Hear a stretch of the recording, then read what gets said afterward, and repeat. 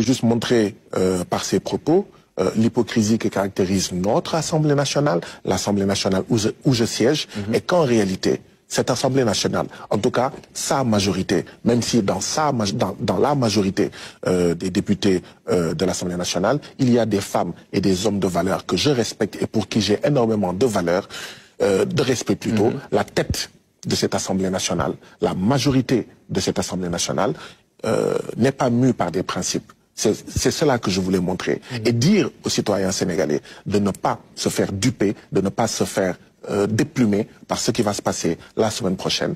Ce n'est qu'artifice politicienne.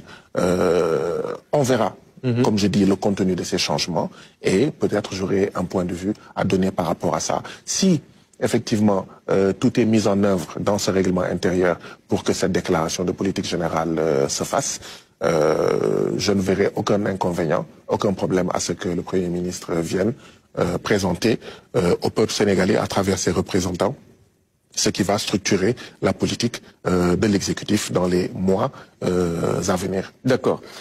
Vous ne comptez pas donc l'en dissuader. Pourtant, certains dans votre camp pensent que le Premier ministre devrait plutôt s'adresser à une majorité à l'Assemblée nationale. Ça passe nécessairement par une dissolution de l'institution et l'organisation certainement d'élections législatives anticipées. Vous parlez d'hypocrisie.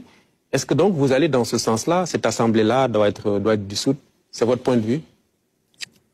Il est évident qu'on ne va pas demander à la majorité Benno Bokk Yakaar de réviser les accords de pêche qui transforment nos pêcheurs de pêcheurs à passeurs vers l'Europe impérialiste. Ce n'est pas cette majorité qui va voter une loi pour réviser les accords de pêche. Ce n'est pas à cette assemblée, à cette majorité, qu'on va demander, par exemple, de discuter du franc CFA, de la présence militaire étrangère, de nos rapports avec les institutions de Bretton Woods, ainsi que d'autres accords qui, en fait, sont explicatifs du niveau de l'appauvrissement, de l'oppression de notre peuple. Et donc oui, il y a des ruptures, des transformations structurelles qui, si le président de la République et son Premier ministre veulent les faire, devront nécessairement passer par l'Assemblée nationale. Et donc oui, il faudra des députés qui comprennent, qui sont d'accord que oui, il faut sortir du franc CFA néocolonial, il faut sortir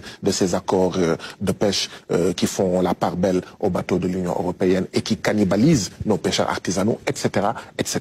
Donc effectivement, il faut aller vers la dissolution de ces députés qui ont été élus pour un objectif bien déterminé, soutenir une politique d'oppression de notre peuple, soutenir une politique de rapine, soutenir une politique tout simplement néocoloniale. Maintenant, il faut la faire en temps voulu, conformément à la Constitution, conformément aux lois et règlements.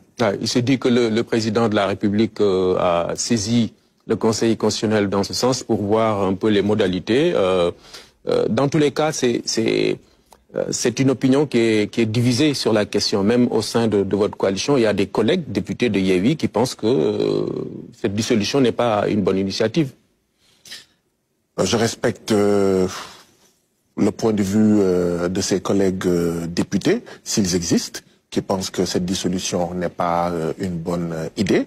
Mais comme je l'ai dit, les actuels députés ne peuvent pas être les instruments d'une cause pour laquelle ils ne se sont pas battus, pour laquelle ils n'ont pas fait campagne électorale en mars dernier. C'est une question de logique. Vous n'allez pas demander à quelqu'un qui veut maintenir le franc CFA d'appliquer une politique contre le franc CFA. Vous n'allez pas demander à quelqu'un qui était d'accord pour que le français reste notre langue de travail, d'accord, de voter quelque chose pour renforcer nos langues nationales. C'est une question de bon sens, tout simplement. D'accord? Donc oui, il faut demander au peuple sénégalais, voulez-vous une majorité conforme à ce que vous avez dit le 24 mars 2024 ou voulez-vous maintenir la majorité qui existait ici avant le 24 mars pour poursuivre les politiques de détournement de deniers publics, les politiques de maintien du